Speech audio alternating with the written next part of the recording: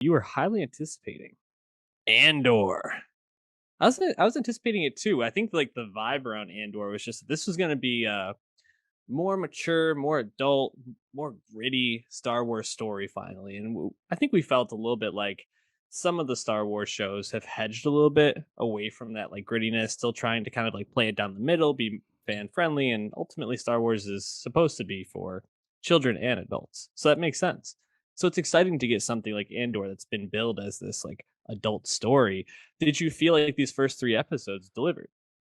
I did for sure. I had a lot of hype anticipation for Andor as a big fan of Rogue One and the tone that Rogue One sets as well, the most adult of the Disney Star Wars films, easily. And also the one of, if not the best received, just I think has the highest general approval rating of all the Disney Star Wars films. Rogue One does.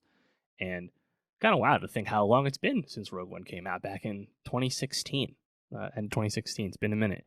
But to have a Star Wars series that, unlike The Mandalorian and Book of Boba Fett and Obi-Wan Kenobi, Andor was not primarily shot on the volume in Manhattan Beach. Andor was shot at Pinewood Studios in England and had a lot more practical, real sets created and location shoots on top of that. And I think that goes a long way. And like having that visual language come across as a bit more mature. The volume is amazing, and I think is kind of unparalleled in what it can give to us in terms of making TV in a financial model that makes sense but still wowing you. Like the volume's great, but to get something a little bit different, the way we're getting visually with Andor is awesome.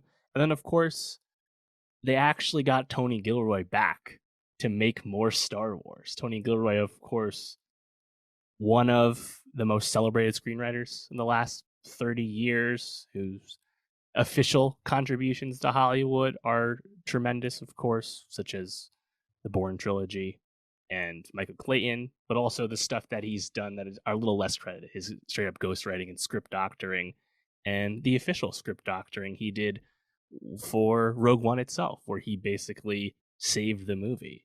And it's a bit wild to just reflect on that again, where Gareth Edwards' Rogue One, we have no idea what that really was, right? Yeah, the Rogue One teaser, that's about it. But Rogue One was significantly changed to the Tony Gilroy kind of jumping in and figuring out what to save, right? And in his press, he's talked about how he doesn't have like true reverence for Star Wars, and a lot of the people he brought in to work on the show aren't the same way. They're just like really good writers and good creators of film and TV, and kind of bring that vibe to a show you're building towards adults. I think is really cool because as much as we love Dave Filoni and Jon Favreau, they are like Star Wars dorks in the best way Yes. possible, and it's great, and we love that for them. But this is a little different, and I think the fact that we can get something that's a little different of a vibe is great.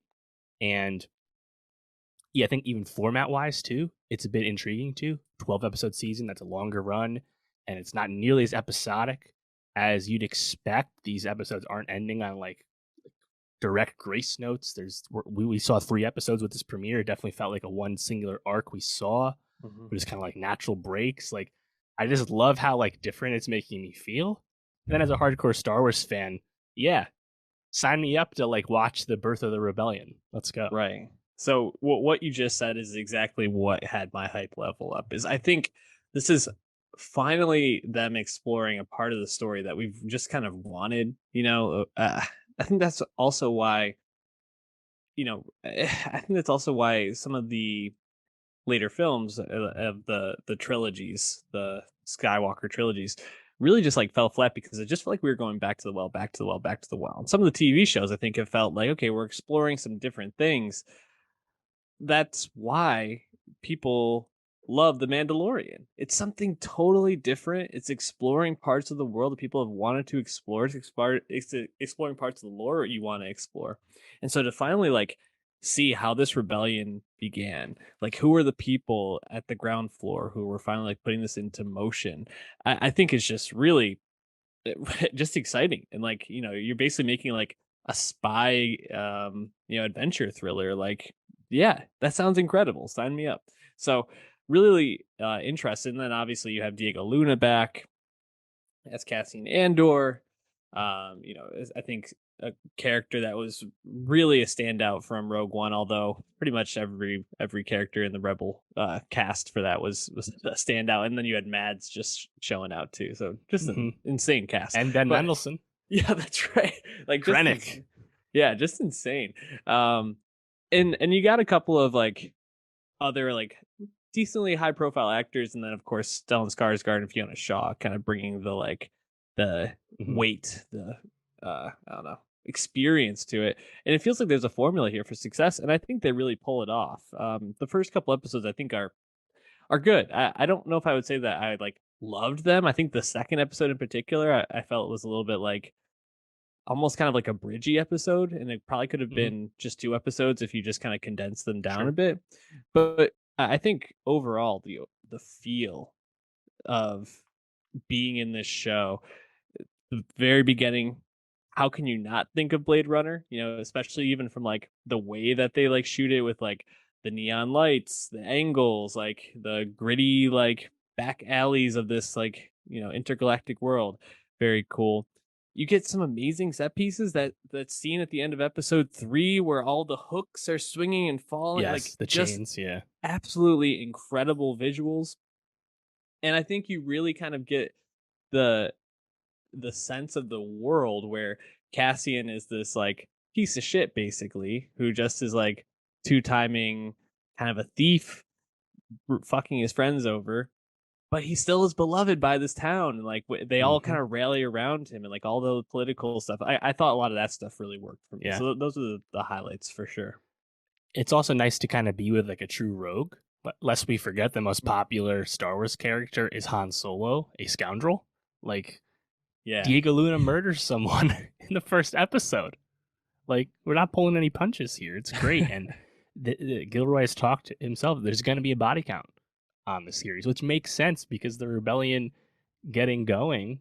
We're like 5 years before Yavin at this point. Like the rebellion had all these like cells and stuff, but like nothing was organized until the very end there, and it's going to be bloody. And I think that's really appealing. We haven't seen her yet, but Genevieve O'Reilly is reprising her role as Mon Mothma that she debuted in Revenge of the Sith, and then reprised briefly in Rogue One. We're going to kind of see the political side of uh, the rebellion's genesis as well. You know, nice little call back to A New Hope. Remember when they're still talking about the Senate before the Senate just gets dissolved, right? Well, Mon Mothma is just going to try and work it in the Senate. We're going to see that. I think the Stellan Skarsgård figure coming in episode 3 and like having him be the, I think, connective tissue between Cassian and we assume Mon Mothma and other rebel leadership. Like, very excited to see that. Uh, I agree that 1 and 2 are kind of like almost like episode 1 A and B. I did really enjoy though, like the kind of brief flashbacks about childhood Mhm. Cassian, just because like it's quite simple, but like just kind of seeing the visual of him in this kind of like Peter Pan, like Lonely Boys troop. We Yeah. assume due to that mining disaster they referenced, like maybe all their parents died in that or something. Not really sure, but that's probably the guess.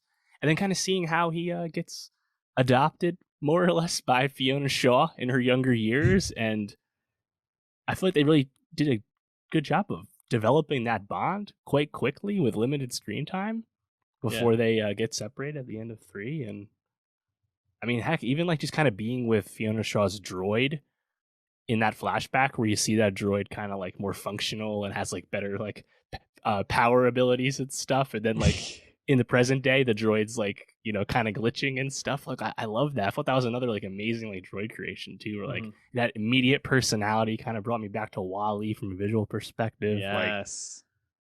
love that. And yeah, I think more than anything, this first arc we're set on I believe Ferric, it's called. It's like a mid-rim planet. Mhm. Just like everyone in like Cassian's immediate orbit, right? Like the people he knows, his friends or his colleagues or the people he owes money, whatever it is. It kind of feels like a real place, like it really feels like a backwater. I think in a Yeah. cool way, and like all those supporting characters kind of come in varying degrees. In episode 3, once the Imperials arrive and like the set pieces start, that was really cool. Just you mentioned the chains, right? It's like an amazing visual. the stuff with the guy in the clock tower banging the hammers Hmm. to tell time, really nice touch. And then even when shit's popping off, everyone in town is like making noise, making rattles to like kind of sound the alarm and intimidate. So I thought that was like really cool. It felt real, and like in a way where like I think Obi-Wan Kenobi might have cut some corners on Hmm. Tatooine a little bit with that. And we talked about that series, of course. Check that review out. But I just really liked how they kind of really made it feel like a real place with real characters, like real relationships and stuff. And they did it with pretty brisk runtime. And then I'm also quite intrigued by the Imperial side of things too that we got Hmm. uh, brought into as well through that Kyle Solar character. Yeah, I'm interested to see like what's to come as his superior comes back from trying to like downplay the crime in the city, and obviously how this is obviously going to fall in his face and whatever turn he makes. Yeah, just to try Definitely, hard. definitely a try hard, but like it I thought it was really fun to see the dynamic between like like I don't even know what his name was, the little Scottish guy who Yeah, was he in was the awesome, police. wasn't he? He what a ball of like energy, a scene stealer for sure, and like him getting his men all excited, and then you see Kyle Stoller's character come in and just like not know how to give a speech, not know how to rile the guys up. His name is Cyril Yep. Cam.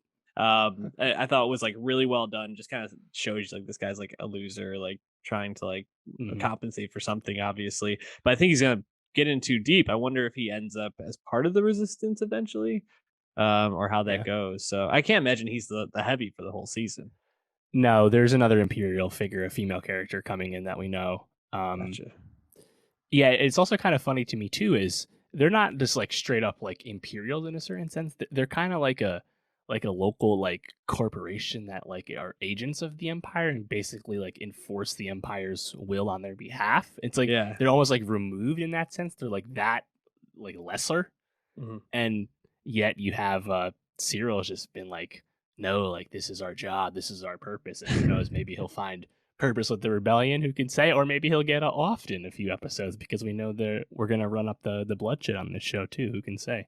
Um, I loved in episode 3 when the gunship crashes because the locals like chained it up with like a big heavy piece of garbage or something and just crashed. That was cool. And Yeah. just how like this town, it was like quite credible how this town had completely disoriented these dudes, and they were just Hmm. like so fucked up, and they're everywhere. Like they basically were saying how they were fucked because they just had like no idea what was going on when really it was like only Cashin and Yeah. uh Skarsgård who were like truly like fighting them. Dave, I gotta be honest though. Fuck Tim. Right. Yeah. Terrible character. Well, he's gone, so see you, Yeah, Tim bitch. Tim Carlo, played by James McArdle. Any other characters that you really liked? I think for me, Bix really stood out. Yes. Adria Arjona, I believe is how Yep. you pronounce it. I thought she was really great. I'm excited to see more of her moving forward. Yep, totally. And okay, so Denise Gow is the one that plays the female Imperial coming up. So that'll be Gotcha. nice. Another side. I'm sure she's going to come in once word of this mishap goes up the chain.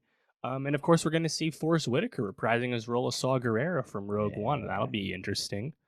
Um, memorable part of Rogue One before he meets his demise, of course. So yeah, I think just I'm really struck with the tone. I'm really struck with the production values. I'm really struck with the character work that's been done in a short amount of time. So, you know, am I expecting this to be like a monumental series from a plot perspective? No, of course not. It's still a prequel. It's a prequel to Rogue Hmm. One. It's a prequel to A New Hope. We know the general beats, but I think just kind of being street level in this way, removed from the Force completely, and just like being with a bunch of desperate people trying to like maybe come together to make a difference in their world.